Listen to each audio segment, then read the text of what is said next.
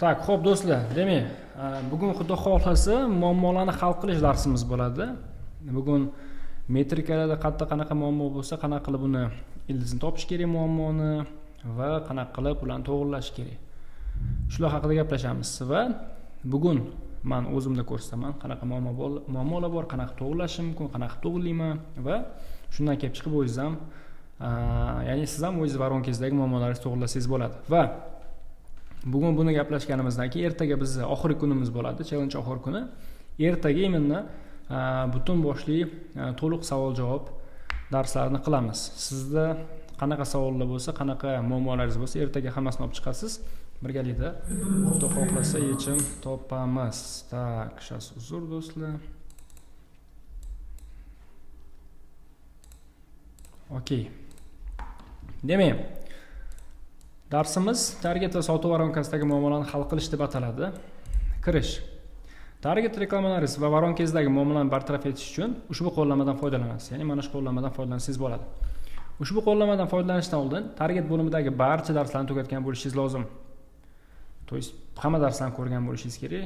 Полный bizni savolingiz bo'lishi kerak emas. Bu qanaqa yoqiladi, buni qanaqa yoqiladi degan. То есть biz hech qanaqa savol qoldirmaganmiz, chunki darslarda.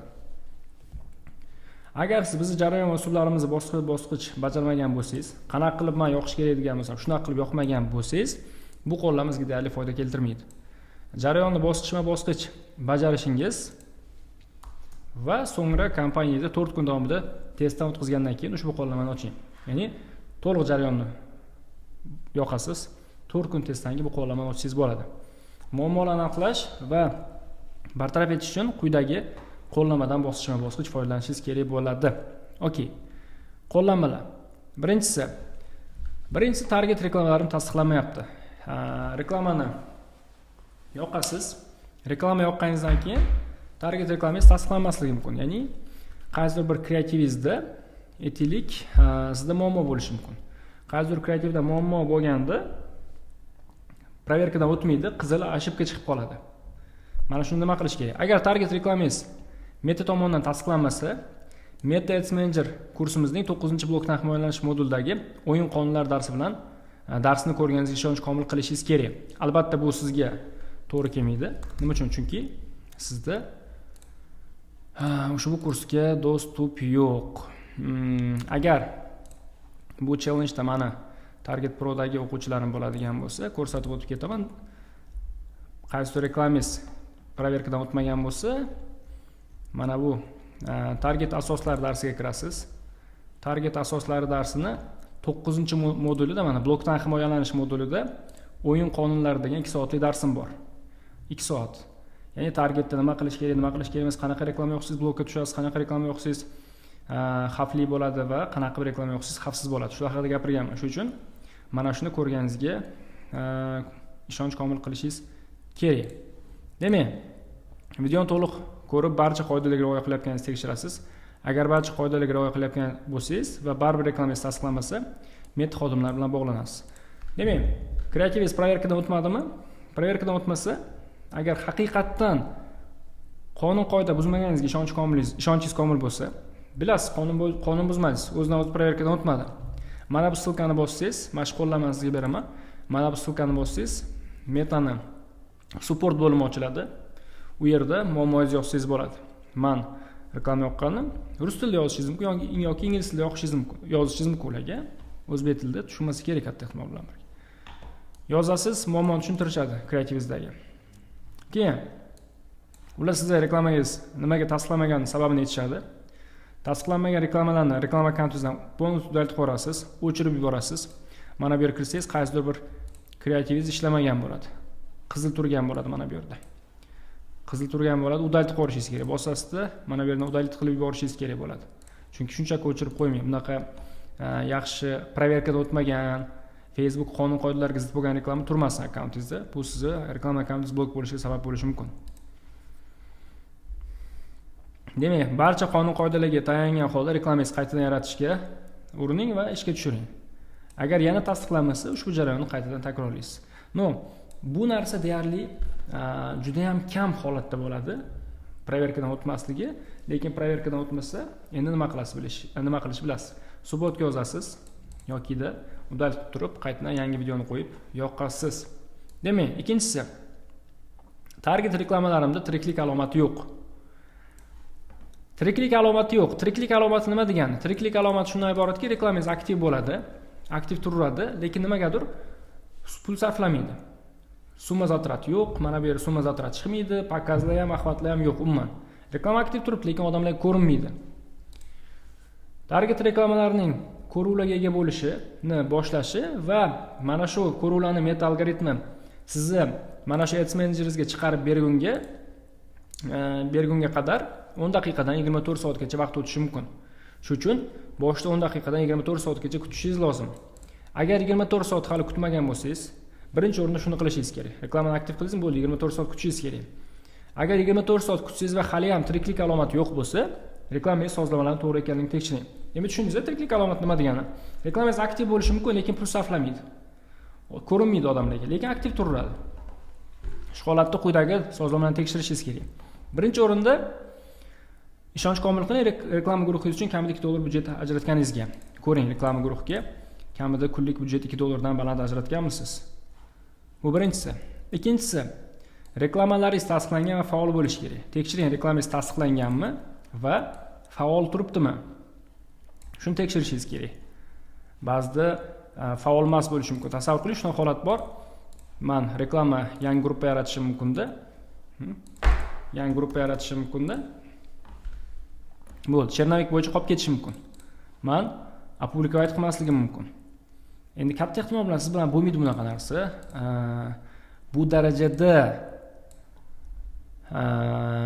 Bu darajadagi xatoni qiladigan boshlang'ich darajadagi target to'liq emassiz deb o'ylayman. Opublikovать qilmasdan turib reklamani ishlashni kutadigan darajada. Tushundingizmi nima demoqchi bo'lganim? Shuning uchun tekshirishingiz kerak. Keyin auditoriya yetarlicha hajmga ega bo'lishi kerak. Misol uchun, odatda bu narsa retargetda juda ham ko'p uchraydi. Retarget auditoriya yaratasizda, target yoqasiz. Retarget auditoriya yaratib target yoqqaningizda aktiv bo'ladi, lekin pul sarflamaydi. Nima uchun? Chunki auditoriya kichkina bo'ladi, hali auditoriya yig'ilmagan bo'ladi. Shuning uchun aktiv turadi, pul sarflamaydi. Bunday holatda nima qilsangiz bo'ladi? Retarget bo'lsa shunchaki kutasiz ozgina. Auditoriyangiz yig'ilgandan keyin o'z-o'zidan mana bu ishlamay turgan reklamangiz ishlab ketadi. Keyin reklama yonish sanasi to'g'ri ekanligini tekshiring. Tasavvur qiling, yangi gruppa yaratdingizda, yangi gruppa yaratib sanasini nima bo'ldi? Yangi kompaniya bo'ldim. Допустим, mana sanasini nima qildingiz? Sanasini adashib turib 1 dekabr qo'yib yubordingiz adashib turib. Bugun yo'q desiz, ertaga ishlash kerak. Ertaga ishlamaydi, bu aktiv bo'ladi, lekin ertaga ishlamaydi. Siz nimaga ishlamayapti deb kutib o'tirasiz. Chunki 1 dekabrdan boshlab ishlashni belgilab qo'ygan bo'lishingiz mumkin. Shunga e'tiborli bo'lishingiz kerak. Keyin raqam ko'rinishi uchun maksimum sanani oling. Ba'zi vaqtlarda raqamlar ko'rinmasa, mana bu yerda aytaylik, vчера turgan bo'lishi mumkin yoki сегодня turgan bo'lishi mumkin. Shunaqa holatlarda raqamingiz ko'rinmadimi? Yuqori pastdan maksimum sanani tanlasangiz, ko'rinadi. Haqiqatan bu reklama guruhi pul ishlatdimi, ishlatmadimi? Полностью уже tushunchaga ega bo'lasiz. Demak, 24 soat o'tsa va barcha sozlamalaringiz to'g'ri bo'lsa, mana shu sozlamalar to'g'ri va 24 soat o'tdi.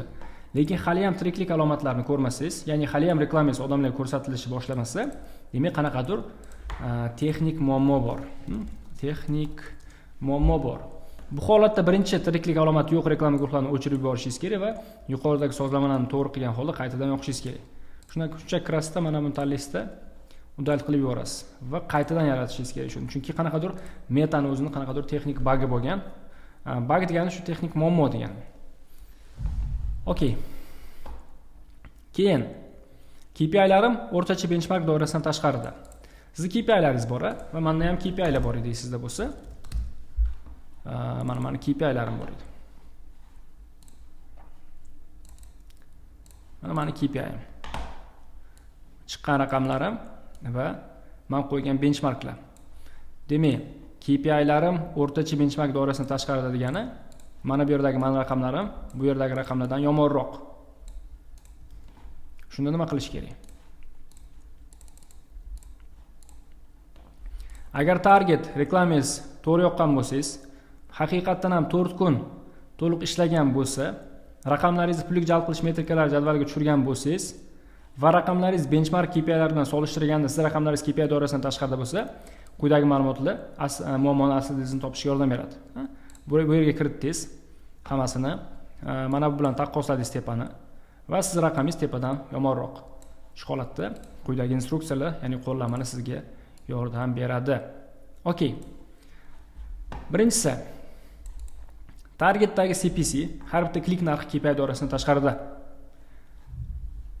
Agar reklamalaringizdagi CPC narxi KPI doirasidan tashqarida bo'lsa, ushbu ko'rsatkichlarga qarang.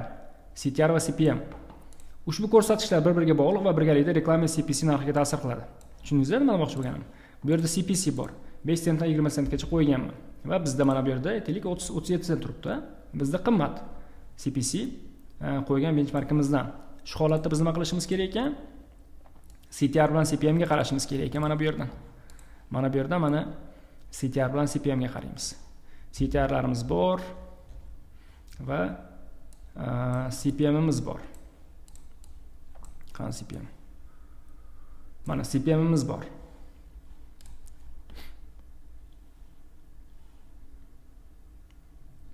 Chunki mana shu CTR bilan CPM birgalikda klik narxiga ta'sir qiladi. Reklamalaringizdagi CTR KPI doirasidami yoki tashqaridami? Demak, reklamamdagi CTR KPI doirasidami yoki tashqaridami? Umumiy olganda mana umumiy 220% CTR va har bitta reklama guruhida ham mana bu retargetlar bor. 2 dan baland, 3 dan baland. Retarget bunaqa baland bo'lish tabiiy. Qolganlari 1, 120, 150, 160. Ну, в принципе, birdan balandda. Demak, CTR ham KPI doirasida. Mana bu yerda CTR 1-2 qo'yganman va menda 1.5 CTR. Bu normal holat. Demak, CTR KPI doirasida. Agar tashqarida bo'lsa, bu muammoni hal qilish uchun 5-siga o'ting. Agar mana shu CTRimiz yomon bo'lsa, pastiga 5-siga o'tamiz. Endi agar KPI doirasida bo'lsa, demak, istalgan auditoriya odatdagi auditoriyaga qaraganda qimmatga tushyapti. Demak, bizning CTRimiz hozir joyida, hammasi joyida. Lekin bizda CPM qimmat. CPM qimmatligini hisobiga klik narxi ham qimmatroq biz qo'ygan benchmarkdan. 5.20 sent qo'yganmiz, bu yerda klik narxi 37 sent edi bizda umuman. Demak, lekin CTR o'z joyida. Bu degani CTR o'z joyida ishlayapti, bozor klikni bosyapti, ko'ryapti, qiziqyapti biz taklifimizga. Demak, agar KPI doirasida bo'lsa, demak, biz tanlagan auditoriya odatdagi auditoriyaga qaraganda qimmatroq tushyapti. Men tanlagan intereslar, men tanlagan qiziqishlar o'sha qimmatroq tushyapti odatdagi kengroq auditoriyaga nisbatan. Bu holatda siz keyingi KPIlaringizga qarab xulosa qilishingiz hamda qo'shimcha auditoriya xabar va videolardan foydalanishingiz mumkin. Bu holatda nima qilishim mumkinman? Bundan ham muhimroq, klik narxidan ham muhimroq bo'lgan KPI ga qarab xulosa qilishim mumkin.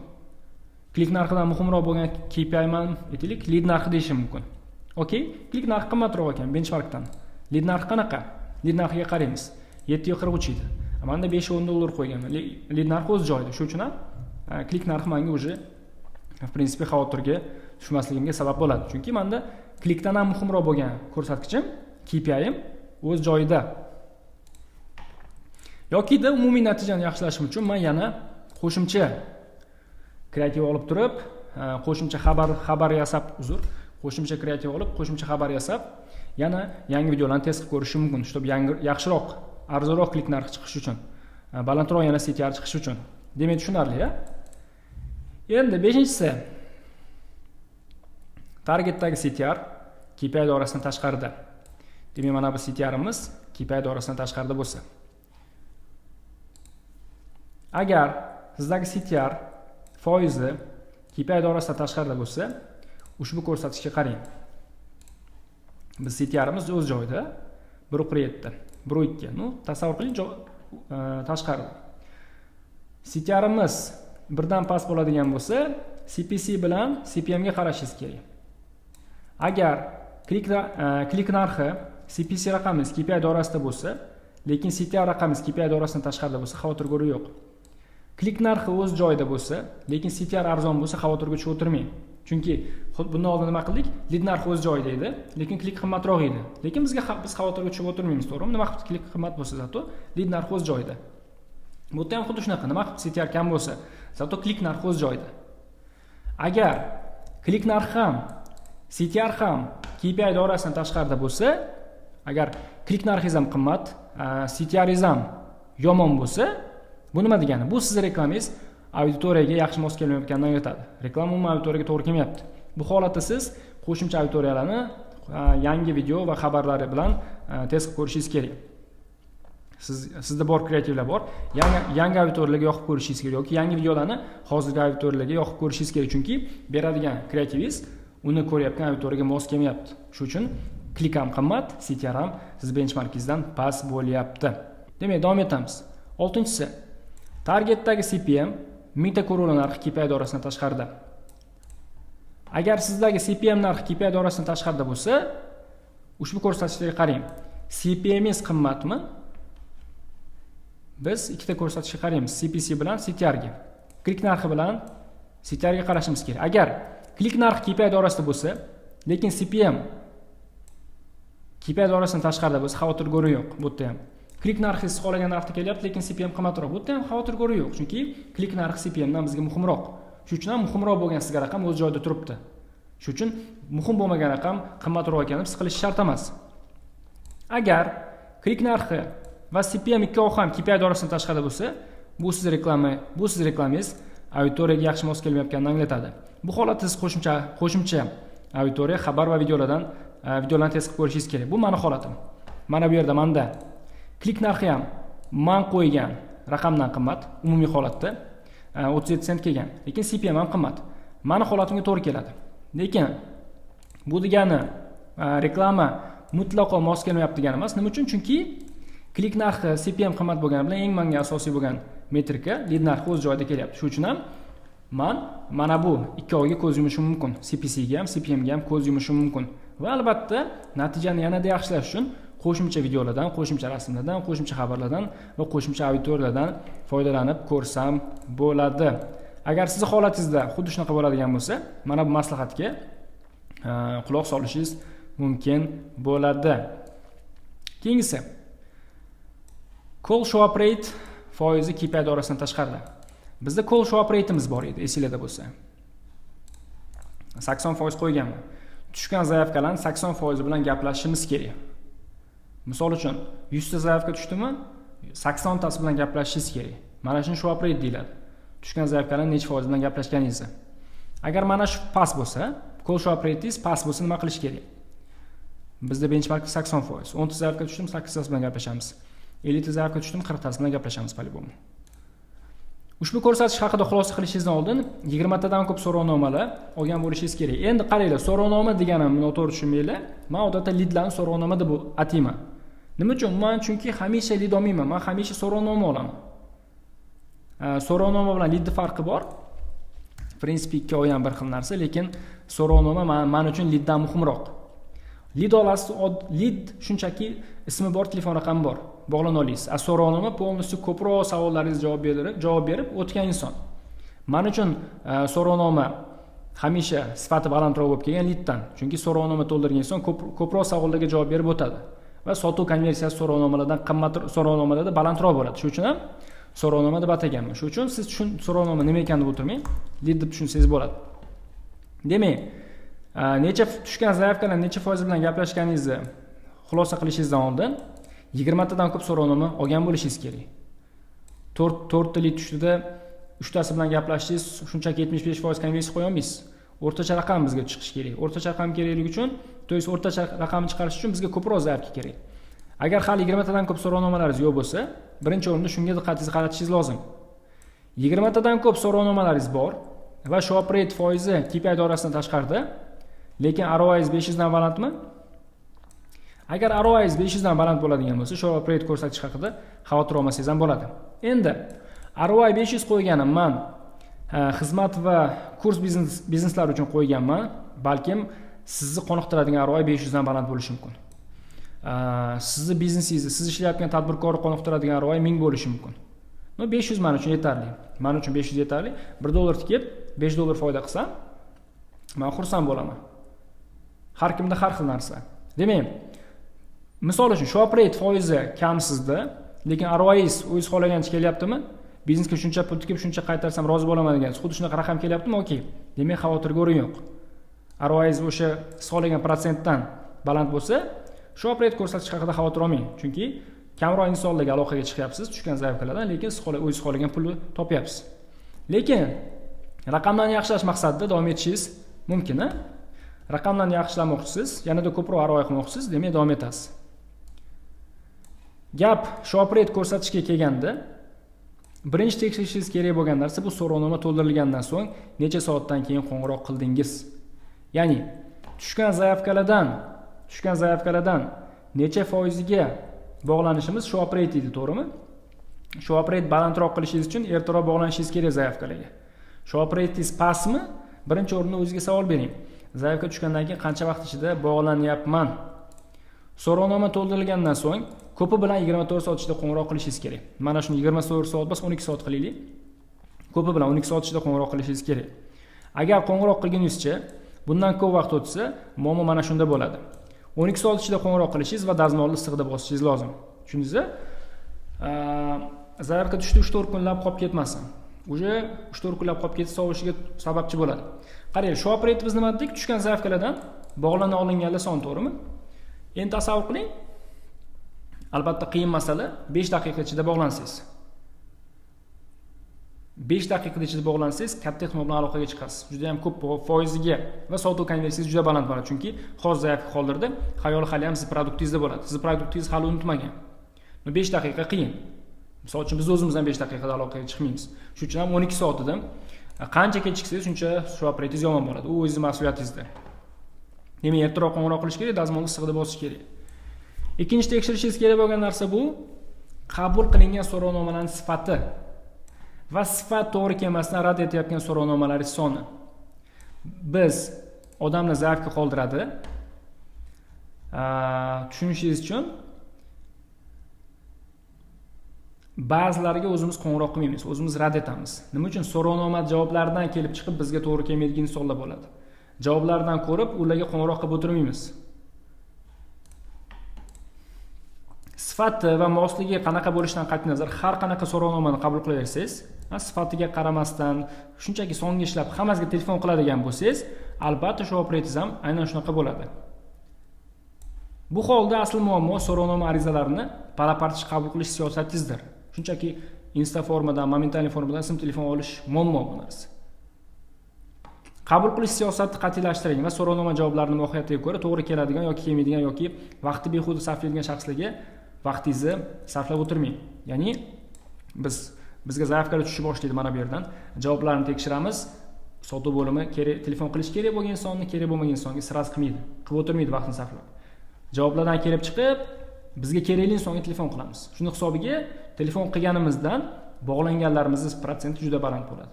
Telefon qilmaganlarimizni hisoblamaymiz, chunki ularga biz telefon qilmadik, bizga to'g'ri keladigan insonlar emas ular. Tushundingizmi? Demak, endi keyingisi cost per acquisition. Tak, bo'pti.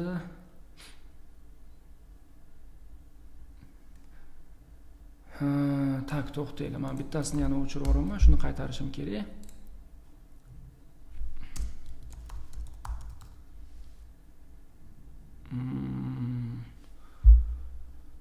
Tak.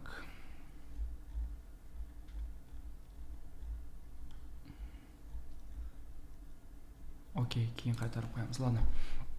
Keyingisi cost per acquisition. Har bitta mijoz jalb qilish narxi KPI doirasidan tashqarida. Demak, mana bu yerda bor edi bizda, esingizda bo'lsa, cost per acquisition mana, CPA. Bitta mijoz jalb qilish uchun men $100 to'lashga tayyorman deganman. Bu targetni o'ziga, esingizda bo'lsa, $157 ga aylanganimizga sotuv bo'limi komissiyasi bilan birga. Demak, target o'zida $100.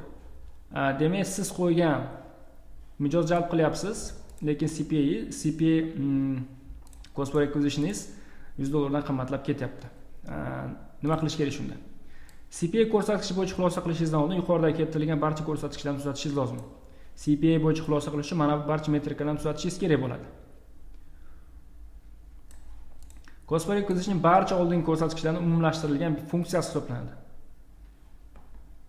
Agar ulardan birortasi KPI doirasidan tashqarida bo'lsa, bu holat sizni CPA ko'rsatkichingizni ko'rsatkichingizga ta'sir qiladi. Demak, CPI o'zini mana bu yerdan to'g'rilay olmaysiz. Bu yerdan CPI to'g'rilab bo'lmaydi. CPI bu yig'indi. Oldingi raqamlarni yig'indisi desa bo'ladi. Misol uchun, lead narxi $10 dan 10% konversiya qilasiz. Sizga savol. Lead narxi $10, 10% konversiya qilasiz. Bitta mijozni jalb qilish uchun necha pul sarflaysiz shunda?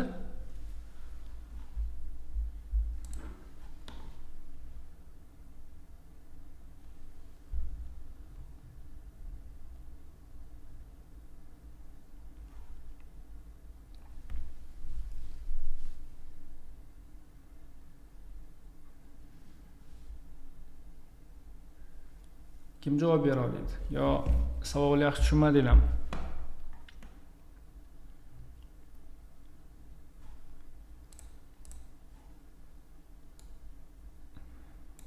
Lead narxi $10 va sotuv konversiyasi 10%. Bitta mijoz jalb qilish uchun qancha sarflanadi shunda?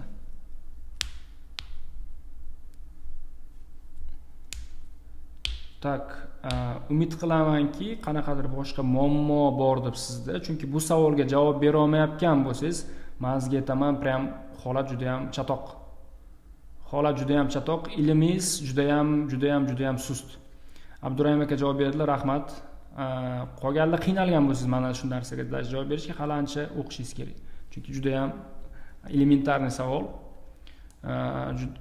Digital marketing uchun, targetolog uchun juda ham elementarniy savol. Даже targetni 9 ta sinf oladigan bo'lsangiz, bu birinchi sinf savoli shunchaki. Okey, to'g'ri, $100. Nimaga? Chunki 10% konversiyada bitta sotuv qilish uchun 10 ta lead kerak. 10 ta leadingiz bo'lsa, bittasiga sotuv qilsangiz 10% konversiya hisoblanadi. Demak, $10 dan 10 ta leadingiz $100 bo'ladi. $100 sarflaysiz, bitta sotuv qilasiz, bitta mijoz jalb qilasiz. Okey, rahmat. Demak, keyingisi ROI sarmoyadan qaytarib olingan daromad KPI doirasidan tashqarida. Demak, siz o'zingizga ROI qo'ygansiz, KPI qo'ygansiz, men degansiz, biznesimga shuncha pul tikib, shuncha qaytarib olmoqchiman degansiz. $100 tiki, $500 qaytarib oling yoki $100 tiki, $300 qaytarib oling deb turib, o'zingizga plan qo'ygansiz. Va mana shu narsa, в принципе, siz xohlagan raqamdan kamroq. Biznesga $1 tikib $10 olmoqchisiz, biznesga $1 tikib $4 olyapsiz. Shu holatni nima qilishingiz kerak? ROI ko'rsatkichi bo'yicha xulosa qilishdan oldin yuqorida keltirilgan barcha ko'rsatkichlarni tuzatishingiz lozim. Yuqoridagi hammasini tuzatishingiz kerak. ROI ham barcha oldingi ko'rsatkichlarning umumlashtirilgan funksiyasi bo'lib, agar ulardan birortasi KPI doirasidan tashqarida bo'lsa, bu holat sizni ROI ko'rsatkichingizni ta'sir qiladi. Demak, ROI nima degani? Kelaylik, mana shuni yozib ketaylik. Return on investment degani.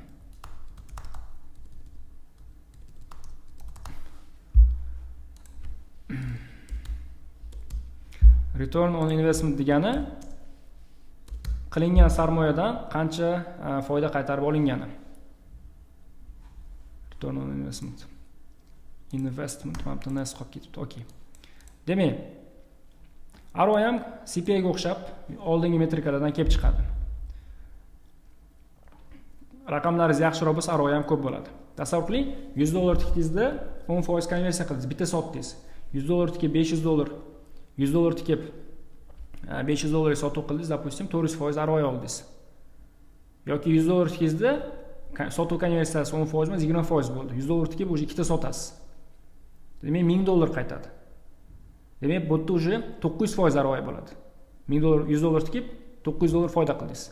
Tushundingizmi? Oldingi raqamlar qanchalik bo'lsa, metrikalaringiz qanchalik yaxshi bo'lsa, ROI ham shunchalik baland bo'ladi. Demak,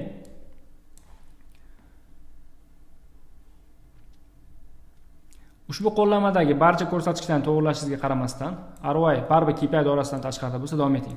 Mana bu yerdagi barcha raqamlarni to'g'rilashingizga qaramasdan, ROIingiz baribir yomonmi, davom eting. Agar barcha ko'rsatkichlaringiz KPI doirasida bo'lib, ROI KPI doirasidan tashqarida bo'lsa, buni sababi ushbu ikkovidan biri bo'lishi mumkin. Demak, yuqoridagi muammolarni hammasini to'g'riladingiz, baribir biznesingiz kam pul topyapti. ROI xohlaganchalik emas. Demak, ikkita muammodan bittasi bo'lishi mumkin. Birinchisi, taklif narxi juda ham arzon va yoki haddan tashqari raqobatli bozor. Mana shu muammo. O'z target xizmatingizni $500 dan qimmatroq narxlamagan bo'lsangiz, katta ehtimol bilan gap mana shunda va albatta bu ROI ko'rsatkichingizni to'g'ridan to'g'ri ta'sir qiladi. Masalan, target xizmatingizga men misol qilib ko'rsatganman bu yerda, chunki Har kimda biznes har xil. Tasavvur qiling, target yoqasiz, o'zingiz biznesni sotasiz. Agar 500 dollardan qimmat narxlamagan bo'lsangiz target xizmatingizni, katta ehtimol bilan target yoqib, pulli target yoqib, o'ziga xizmat, o'ziga yangi mijoz topishga qiynalasiz. Chunki keladigan pul kichkina. Mana bunaqa narsa tasavvur qiling.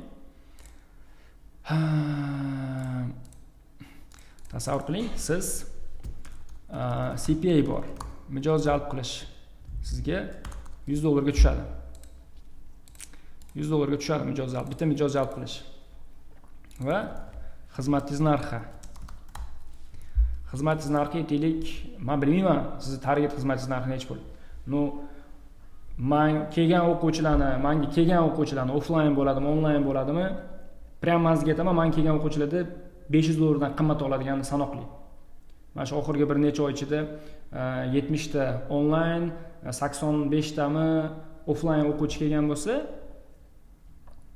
prям bir dona yoki 2 dona 500 dollardan qimmat haq oladigan target xizmat uchun. Shunaqangi yomon holat tushunishingiz uchun.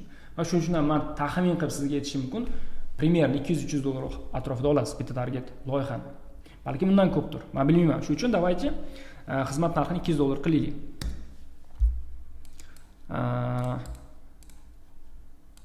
Misol uchun xizmat narxi 200 dollar. Endi tasavvur qiling, siz 100 dollar sarflaysiz 200 dollarlik mijoz olib kelish uchun. Reklamaga 100 dollar sarflaysiz. Допустим, konversiya protsenti, sotuv konversiyasi 10%. Lidlardan 10% sotuv qilasiz.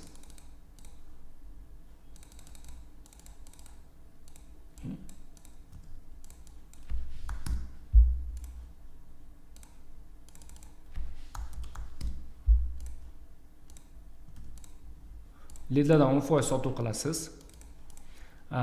Va lid narxi, har bitta lid narxi 10 dollardan tushadi sizga. Balkim undan arzondir. Shunaqa holat. O'zingizga xizmatingizga target yoqdingiz, допустим, lid narxi 10 dollardan tushyapti. Sotuv konversiya 10 dollar. Bitta mijoz jalb qilish uchun 100 dollar sarflashingiz kerak. 100 dollar target sarfladingiz, bitta klient keldi, sizga 200 dollar berdi. Foyda qancha bo'ladi?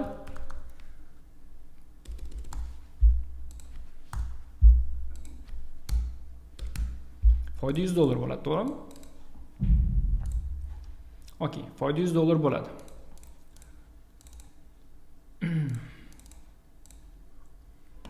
Okey. Endi ROI qancha bo'ladi bu yerda? Tak. Demak, sizda foyda bor. Foydangiz bor. 100 dollar foyda qildingiz. Va 200 dollar расходingiz bor.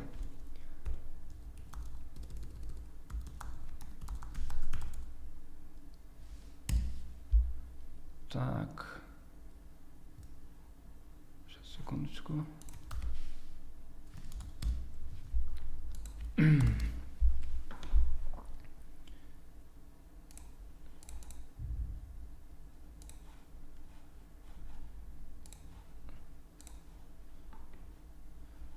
Так. Там формулani olaylik. Так.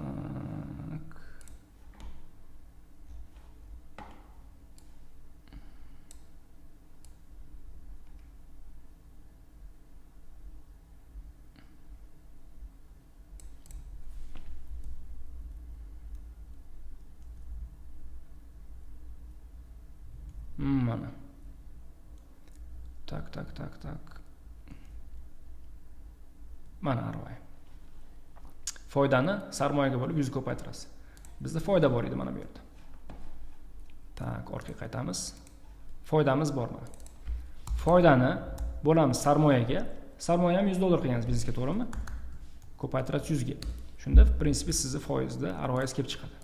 100%. 100% deb shunchaki yozib qo'ymadim, chunki men 200 dan 100 ayirib qo'ysam bo'lardi-ku, lekin boshqa holatlarda shunchaki bundan ayirib qo'yib chiqarishingiz qiyin bo'ladi. Shuning uchun formulasini ko'rsatish fikriga keldim. Demak, tak, buni foiz qildik. O'chiramiz, buni foiz qilamiz. teng foydani bo'lamiz sarmoyaga ko'paytiramiz 100 ga. Tak. Noto'g'ri chiqyapti bu faqat.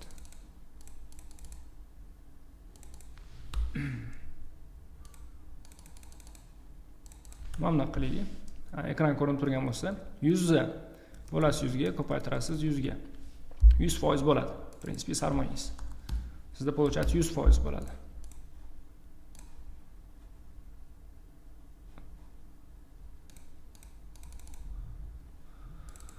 Так, сейчас секундочку. Yozib turamiz пока что. 100% bo'ladi. Endi tasavvur qiling, mana bu yerda nima deyilgan? Aytilganki, harakat qiling, o'zingiz target xizmatingizni $500 balandroq narxlashga. Hachabi mayli 500 demaylik. Mana bu yerda o'zi $200 qildik-a? $200 qildik. Endi siz tasavvur qiling, $200 emas, $500 sotasiz. Qachon $500 sotasiz xizmatingizni. Mana shu narsani mana bu yerga ko'chiramiz. Xizmatingiz $500 sotasiz. Xizmat narxi endi 500. Tasavvur qiling, mayli bitta mijoz jalb qilishga endi $100 emas, undan qimmatroq pul to'laysiz. Mayli sotuv konversiyangiz aytaylik 10% gacha qolsin. Lead narxi ham 10% gacha qolsin.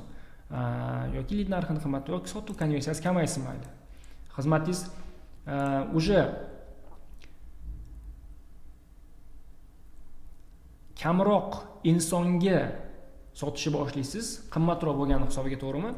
Arzon bo'lsa, ko'proq inson sotib olishi mumkin. Qimmatroq bo'lsa, 10 tadan bittasi sotib olardi. Endi 20 ta tadbirkor bilan birga o'qisangiz, bittasi sotib olishi mumkin. Shunda 5% bo'ladi. Shuni hisobiga bitta mijoz uchun sarflaydigan pulingiz qimmatroq bo'ladi. Nima uchun?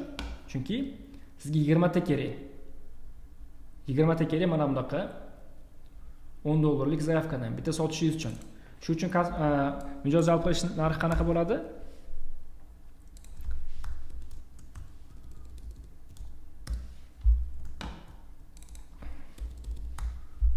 Uni ko'paytiramiz 20 ga. $200 bo'ladi. To'g'rimi? $200 bo'ladi endi. Okey, bitta mijozni jalb qilish uchun oldingiga qaraganda 2 karra ko'p pul to'layapsiz. Lekin yangi kelgan mijoz sizga endi $200 emas, $500 beryapti. Shuni hisobiga sizda $300 foyda bo'lyapti. Endi siz nima qilishingiz mumkin? ROI chiqarishingiz mumkin. 300 ni bo'lasiz 200 ga, ko'paytirasiz 100 ga. Уже 150% sizda ROI bor. Bunda ROI endi 100% emas, 150% bo'ladi. Chunki $200 sarmoya qilgandingiz. Sarmoyangiz 150% bo'lib qaytyapti o'zingizga. 100% $200 qaytdi, 50% yana $100, $300 qaytdi. $200 sarflaganingizda $500 keldi. $200 sarflagan pulingizda, uzr, $300 qo'shimcha foyda qildingiz. Sarmoyangizga va ROI sizda 150% bo'ldi. To есть qimmatroq qilib sotadigan bo'lsangiz, okey, mijoz jalb qilishga ham ko'proq sarflashingiz mumkin, zato o'zingiz ham ko'proq pul topasiz. Mana bu yerda endi tasavvur qiling, undan ham arzon $200 dan ham arzon sotadiganlar o'ziga deyarli target yoqolmaydi. Qanaqa o'ziga target yoqasiz? Bitta mijoz jalb qilish $100 bo'lsa o'zi, targetga sarflaysiz, pul ketadi, sotuvlarni qilasiz. Bitta mijoz jalb qilguncha $100 sarflab qo'ygan bo'lasiz targetga. Lekin tasavvur qiling, xizmatingiz narxi $100 bo'lsa. Siz pul topa olmaysiz-ku. To'g'rimi? Sizga pul kelmaydi o'sha. Foyda 0 ga teng bo'lib qoladi. Shuning uchun ham harakat qilish kerak, target xizmatingiz bor, qimmatroq sotishga. Endi qimmatroq qanaqa qilib sotasiz? Albatta, o'zidan o'zi ertaga chiqib, men endi qimmat sotishni boshlayman deyish qiyin. Qimmat sotish uchun odam birinchi o'rinda borib turib qimmatroq narx aytish uchun nima kerak? Odamga ishonch kerak. To'g'rimi? Ishonch qayerdan keladi? Ishonch natijadan keladi. Yaxshi natija qilsangiz va yaxshi natija qilib bera olishingizga ishonsangiz mijozga, конечно, qimmatroq narx aytasiz. Shuning uchun ham bu narsa o'z-o'zidan borib ertaga mana qilib bera olaman degan narsa emas. Demak, okey. Davom etamiz. Xo'p, birinchisi aytilgandek, o'z target xizmatingiz $500 dan baland narxlamagan bo'lsangiz, katta ehtimol bilan gap mana shunda va albatta bu ROI ko'rsatkichingizni to'g'ridan-to'g'ri ta'sir qiladi. Qancha narxingiz arzon bo'lsa, shunchalik ROI past bo'ladi. Narxlaringizni oshirishingiz va kamida $500 yoki undan yuqori narx belgilashingiz shart. O'zingiz target xizmatingizga target yoqadigan bo'lsangiz. Tushundingizmi? Ideal holatda xizmatlar, mahsulotlar, kurslar narxi $500 dan $1,5 atrofida bo'lishi kerak. То есть yo'q deganda $500 plus bo'lishi kerak. Чтобы spokойно target reklama yoqib, to'xtovsiz target reklama yoqib pul topa olishingiz uchun. Misol uchun bizning holatimizni oladigan bo'lsak, target reklama yoqdik, target reklama yoqdik. Общий расход $754 bo'ldi. Hozir faktiski men sizga aytadigan bo'lsam, bizning rozimiz примерно bo'lingan, так, bizda получается to'lov qilib bo'lganlardan olaylik. To'lov qilmoqchi bo'lganlardan emas, to'lov qilib bo'lganlardan. $750 bo'lamiz 12200 ga. Yo'q, ko'paytiramiz, то есть 9 million. Примерно 308 turibdi. 308 bu ro'z. 308x ro'z. Bu degani targetga tikilayotgan $1 308 karra bo'lib qaytyapti. Bu hozirgacha bo'lgan faktik sotuvlardan olingan. To'lov qiladi, ertaga qilaman, indinga qilaman deganlarni hisobga olinmagan. То есть ROI men qo'yganman 500 ROI. Shu yerda men tikaman, pulimni 5 karra ko'p, 500% dan ko'p qaytarishim kerak. Даже biz holatimizda benchmarkda 500 ham qo'ymagandim. Men 557 hisoblagandim. Esingizda bo'lsa 157 chiqib ketardi. 557 hisoblasam 150, примерно 300% plus ROI qo'ygan ekanman. Bu meni qoniqtiradigan raqamni bergandim. No, конечно 500 dan ko'p bo'lsa, 400-500 dan ko'p bo'lsa, bu albatta yaxshi. Lekin mana shunaqangi holat bo'lgani uchun men уже dальше target yoqib yura olaman. Nima uchun? Chunki topayotgan pulim sarflayotgan pulimga nisbatan ko'proq. Misol uchun men $100 sarflasam, kursim narxi aytaylik $100 bo'lsa, nima kerak bor? Tushundingizmi? Target yoqa olmaysiz, pulingiz yo'q, yetmaydi. Gap shundan iborat. Okey. Keyingisi bu reklama xarajatini qoplash va yuqori ROI ko'rsatishni saqlab qolish imkonini beradi. To есть mana shu narsa reklama xarajatlarini qoplab yurishingizga spokойно target yoqib yurishingiz imkoniyatini beradi. Arzonmi narxingiz, spokойно target yoqib yura olmaysiz, qiynalasiz. Chunki juda ham ko'p men orada o'quv markazlar chiqadi target bo'yicha, kurslar chiqadi, narxi arzon, juda ham arzon, 200 ming, 300 ming ham даже yaqinda ko'rdim men. Target kursi 200 ming, 300 ming so'm aytganman. Bu vaqtinchalik deganman. Nimaga? Chunki iloji yo'q. Foyda qolmaydi biznes so'ziga. O'ylaydiki odamlar 200 ming, 300 ming qilib qo'ysam juda ham ko'p inson sotib oladi deb o'ylaydi. Ne, gap bunaqa emas. Mahsulot qanchalik qimmat bo'lsa, mijoz jalb qilish narxi ham shunga yarasha qimmatroq bo'ladi. Lekin mahsulot qanchalik arzon bo'lsa, mijoz jalb qilish narxi ham shunga yarasha arzonroq bo'ladi.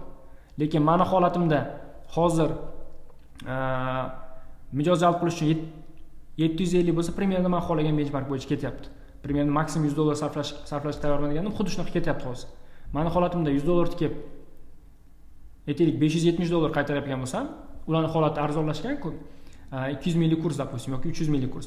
200 ming tikib $200 ming tikayotganda, yo'q, $10-15 target tikayotganda $200 qaytarayotgan. To есть $20 qaytarayotgan uzr. Shuning hisobiga mijoz jalb qilish narxi ham kamaygan o'tda, lekin mijozdan keladigan pul ham kamaygan. Shuning hisobiga uzoq vaqt target yoqib yura olmaydi, oxir-oqibat to'xtaydi. Tushundingizmi nima demoqchi bo'lganimni? Nima demoqchimni tushungan bo'lsangiz yozib yuboringlar, tushundim deb.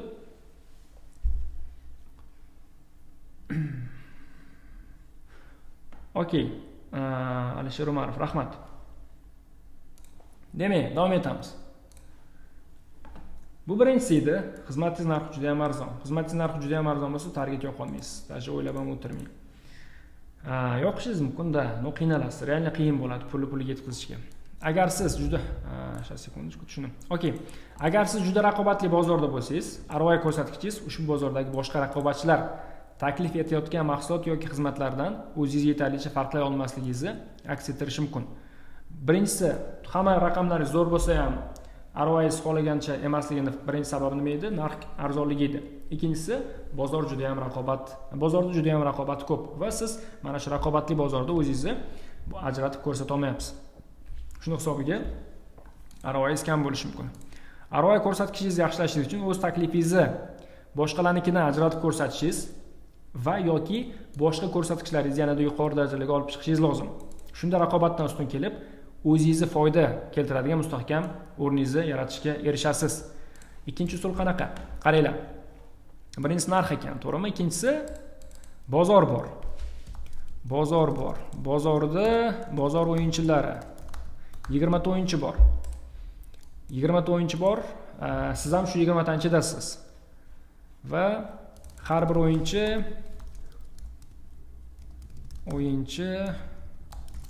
CPS. Har bir o'yinchi o'rtacha $50 sarflaydi bitta mijoz jalb qilishga.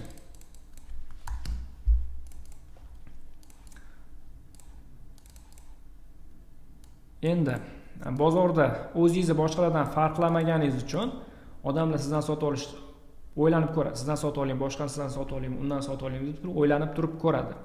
Lekin siz mana shu holatdan chiqib ketish uchun birinchi o'rinda mana shu 20 tadan alohida bo'lib chiqishingiz kerak. Bozorda siz insonlar bu 20 ta bilan taqqoslash kerak emas. Siz boshqacha o'yinchi bo'lishingiz kerak. Yoki o'zingizni ajrata olmasangiz bozordan, birinchisi bozordan o'zingizni ajratishingiz. ROI balandlashtirish uchun, chunki oddiy iste'molchilar sizni boshqacha o'yinchi sifatida ko'radi. Sizni boshqa produkt sifatida ko'radi, chunki o'zingizni ajratgansiz raqobatchilardan. Sizdaqa boshqacha o'yinchi yo'q. Shuning uchun sizdan xarid qilishni boshlashadi. Shuning uchun ko'proq pul topasiz. Yoki-da ikkinchisi, bulardan o'zingizni ajratmaydi, harakat qiling. Boshqa raqobatchilaringiz $50 sarflayapti bitta mijoz jalb qilish uchun, siz $10 sarflang. Qolganligiga nisbatan bir necha karra kamroq pul sarflang bitta mijoz jalb qilish uchun. Shunda boshqalarga nisbatan ko'proq ROI qila olasiz. Qolganlar raqobatchilaringiz $50 sarflaydi bitta mijoz jalb qilish uchun, siz $20 $10 $15 sarflaysiz bitta mijoz jalb qilish uchun. Shu hisobiga umumiy ROI raqamlaringizni yaxshilashingiz mumkin bo'ladi. Demak, okey, buni o'chiraman, prinsipi. Tushunarli bo'lgan bo'lsa do'stlar, bugun nima qilamiz? Bugun siz bilan mana bu yerdagini qaytarib qo'yishim kerakman orqasiga. Chunki orasida bitta ikkita siz tushunmaydigan narsalar ham bor edi. Shularni o'chirgandim. Va bitta narsani ko'rsatishim kerak sizga. Okey, demak, по-моему, o'z joyiga keldi. O'z joyiga keldi deb o'ylayman. QCR degan narsa bor edi, metrika bor edi bizda. Mana qaranglar, QCR metrikasini men tushuntirib o'tishim kerak. Bu yetarlicha ko'p narsa. Demak, QCR degani sotuv konversiya foizi. Sotuv konversiya foizi KPI dan tashqarida bo'lsa. Mana bu yerda sotuv konversiya foizi bor, benchmarkingizda. Men 15-20% qo'yganman. Tushunishingiz uchun hozir bizda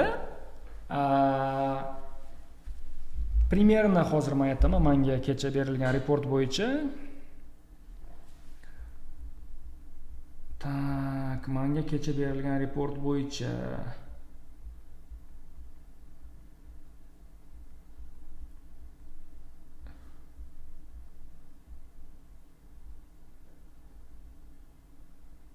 shu gaplashganingdan hisoblaysan. Men endi chiqdim ofisdan. Tak, qani. Okey. Konversiya zakrit bo'lgan kontaktlardan hisoblanadi. 36 ta, 3 ta, 6 ta, 2 ta. Aha, okey. Hozir faktiski 8 ta. Faktiski 8 ta sotuv. Faktiski 8 ta sotuv. Gaplashganlardan 36 ta отказ, 8 ta sotuv, 3 ta offline so'ragan. Offline qilmaymiz o'sha. 3 ta offline so'ragan. O'sha ularni ham deyarli как бы zakrit qilsa bo'ladi. Chunki ular offline so'rayapti, bizda bunaqa produkt yo'q. O'sha offline qilish niyatimiz yo'q.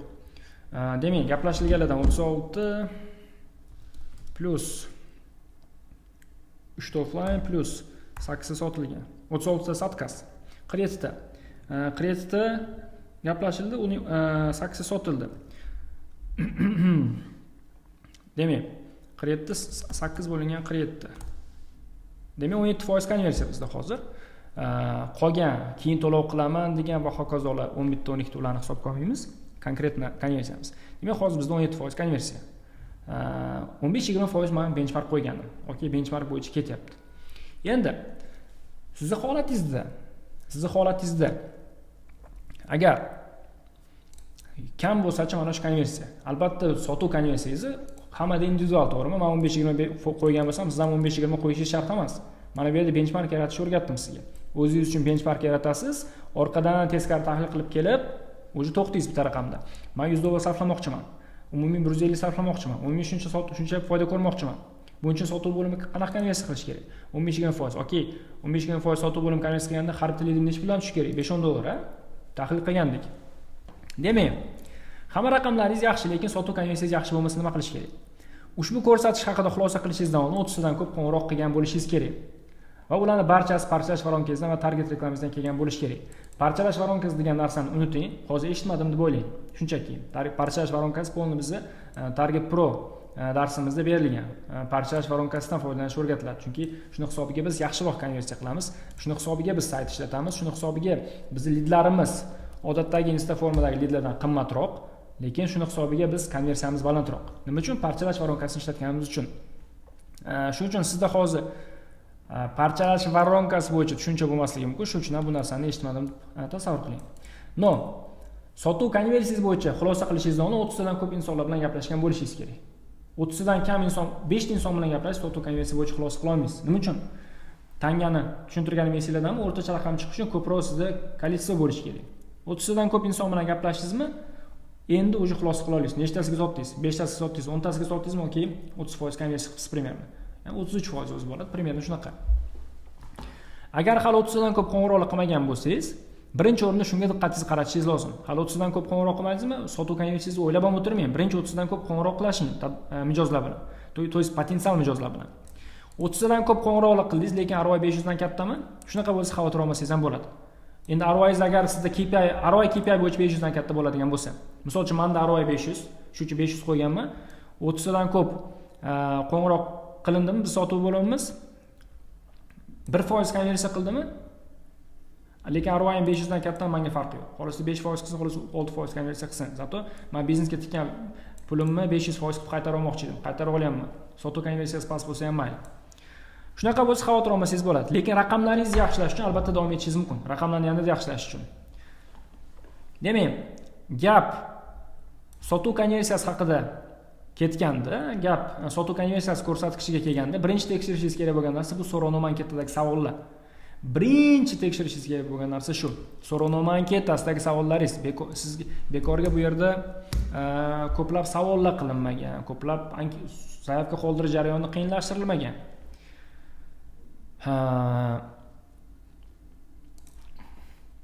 So'rovnomalarni qabul qilishda erkin bo'lsangiz va javob sifati hamda muvofiqligiga e'tibor bermasdan har qanaqa odamga qo'ng'iroq qiladigan bo'lsangiz, bu sizni sotuv konversiya ko'rsatishingizga ta'sir qiladi. O'shaning uchun ham Insta formadan prям juda ham yomon taassurotlar bor.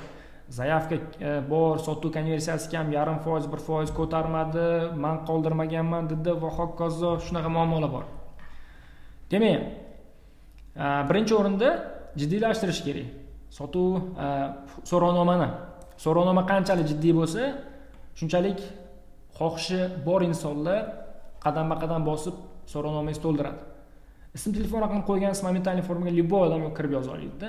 Lekin 7-8 savolingiz bo'lsa, odamlar qiziqish bo'lmagan inson, men savollarga javob berib o'tiraman deb chiqib ketadi. Qoladigan odam haqiqatdan shu og'rig'i bor, og'rig'ini yechmoqchi bo'ladi. Agar shunaqa bo'lsa, sotuv konversiyasi ko'rsatkichingizni baholash yoki hal qilishdan oldin so'rovnoma uchun ariza berish tartibini yanada qat'iylashtirish zarur. To'g'ri, men sizga mana shu narsani aytganman. O'zi bu programmamizda bo'lish kerak emasdi bu bonuslar. Bonus sizga deb tasavvur qiling. Sotuv konversiya oshirmoqchimisiz? O'zgartiring. Lidlarni yig'ish formatingizni desa ham bo'ladi. So'rovnoma uchun ariza berish tartibingiz to'g'ri yo'lga qo'yilgan bo'lsa va siz past sifatli hamda mos kelmaydigan arizani rad etayotgan bo'lsangiz davom eting. Lekin so'rovnomamni olyapman, shunaqa aytaylik, filtr qilib o'tkazadigan formalar orqali. Lekin baribir konversiyam past deydigan bo'lsangiz davom etasiz. Agar yuqoridagilar orqali so'rovnoma konversiyasi muammosingizni aniqlay olmagan bo'lsangiz, muammo quyidagilarda bo'lishi mumkin. Taklifingiz gipotezasi isbotlanmagan, skriptdan to'g'ri foydalanmayapsiz yoki skript ustida yetarlicha mashq qilmagansiz. Endi bu darslar sotuv bo'yicha bizning programmamizda yo'q. Biz target haqida gaplashganmiz. Sotuv bo'yicha yo'q. Lekin bizda Target Pro darsimizda sotuv bo'yicha ham programma bor, полностью. Bizda sotuv san'ati degan programmamiz bor. Bu yerda полный skriptlar berilgan, qanaqa qilib foydalanish polni hammasi tushuntirilgan. Shuning uchun ham bu yerda sizga qo'shib ketaman. Mana shuni qo'shimchani agar kim targetdan tashqari sotuv bo'yicha ham o'rganmoqchiman desa, bemalol Target Pro bo'yicha murojaat qilishingiz mumkin menejerlarga. Demak, ishlab turibdi hammasi, to'g'ri olyapsiz, to'g'ri so'rovnomadan olyapsiz o'zingizni zaявkalaringizni, lekin baribir konversiyangiz past. Demak, bu yerda bir nechta sabab bo'lishi mumkin. Birinchisi, taklif gipotezasi isbotlanmagan. Bozorga yangi produkt olib chiqdingiz, oldin sotilmagan produkt. Balkim bozor zaif qoldirayotgandir, sotolmayotgandir. Ya'ni siz taklifingiz gipotezasi bo'lgan. Men shu produktni ishlab chiqaraman, bozorga beraman. Bu produktni bozor sotib oladi degan fikringiz bo'lgan. Lekin bozor sotolmayapti. Chunki sizni taxminingiz tasdiqlanmadi. Yoki de skriptdan to'g'ri foydalanmayapsiz. Sizda skriptingiz bordir. Balkim skriptingiz yo'qdir. Shu ham bitta muammo. Skriptdan foydalanmayapsiz umuman. Prosta o'zingiz kayfiyatingiz bo'yicha gaplashyapsiz, xohlaganingizda. Yoki skript ustida yetarlicha mashq qilmagansiz. Agar skriptingiz bo'lsa ham, liba to'g'ri foydalanmayapsiz skriptdan yoki skriptingiz o'zi noto'g'ri yoki skriptingiz to'g'ri yoki ustida mashq qilmagansiz, role playlar qilmagansiz, misol uchun shug'ullanmagansiz, jiddiy qaramagansiz, etsak ham bo'ladi. Agar taklifingiz gipotezasi hali tasdiqlanmagan bo'lsa, kursda ko'rsatilgan kabi organik yo'llarimizdan foydalanish orqali birinchi o'rinda taklif gipotezasini tasdiqlashingiz kerak. Demak, Target Pro'da bor, taklif qanaqa gipotezasini tasdiqlash, pul sarflamasdan sotuvlarni qilish orqali gipotezani tasdiqlaysiz. Qachonki pul sarflamasdan sotuvlarni qilgandan keyin, gipoteza tasdiqlangandan keyin pul sarflashni boshlaysiz. Chunki nima kerak sizga risk qilib, gipoteza hali tasdiqlanmagan biznesga pul tikishga, to'g'rimi? Organik yo'l bilan 3 nafar mijozlarni jalb qilish orqali bunga erishasiz. Organik yo'l bilan 3 ta sotuv qilsangiz, gipoteza tasdiqlangan bo'ladi va endi buni masshtablashtirish uchun targetga pul tiksangiz bo'ladi.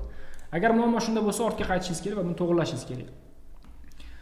Agar alkimiyogar skriptdan foydalanmayotgan bo'lsangiz, darsiz qayta ko'rishingiz kerak. Uni ko'ra olmaysiz, siz bu kursda yo'qsiz. Shunchaki o'zingiz skriptingizni to'g'rilang. O'zingiz skriptingiz bo'lsa chiqarib oling va aynan skriptdan to'liq foydalaning. O'zingiz skriptingizdan to'liq foydalaning. Agar sotuv qo'ng'iroqlari bo'yicha hali boshqa o'quvchilar bilan mashg'ulot qilmagan bo'lsangiz, siz o'zingiz skriptingizni shug'ullantirish uchun boshqa do'stlaringiz bilan role play qilmagan bo'lsangiz, hozirroq shunga kirishingiz lozim. Role play qilishingiz kerak. Skriptingiz bormi? Mashq qilishingiz kerak boshqalar bilan birga. Bu orqali siz ishonchingizni orttirasiz, tajriba to'playsiz, jarayondan o'rganasiz va o'zingizni yaxshilaysiz. Bu esa real sotuv qo'ng'iroqlarida yoki tadbirkorlar bilan real переговорlarda yaxshi natijalar olishingizga keskin ta'sir qiladi. Demak, sotuv qo'ng'iroqlari va sotuv konversiyasi haqida gap ketganda, ularni yaxshilashning eng samarali yo'li amaliyot va tajribadir. Hech kim 100 tadan ko'p qo'ng'iroqlar yoki 100 tadan ko'p yuzma-yuz uchrashuvlar qilmasdan oldin yaxshi master bo'la olmaydi. Mashq qiling va barcha sotuv qo'ng'iroqlaringizni zapisini yozib olishni unutmang. Zapis tinglab, nimalar samarali va samarasiz ekanini tahlil qilasiz. Shunda o'rganish, o'zgartirish va takomillashtirish imkoniyatiga ega bo'lasiz. Demak, do'stlar, demak, men bugungi darsda aytish kerak bo'lgan narsani deyarli barchasini aytib bo'ldim.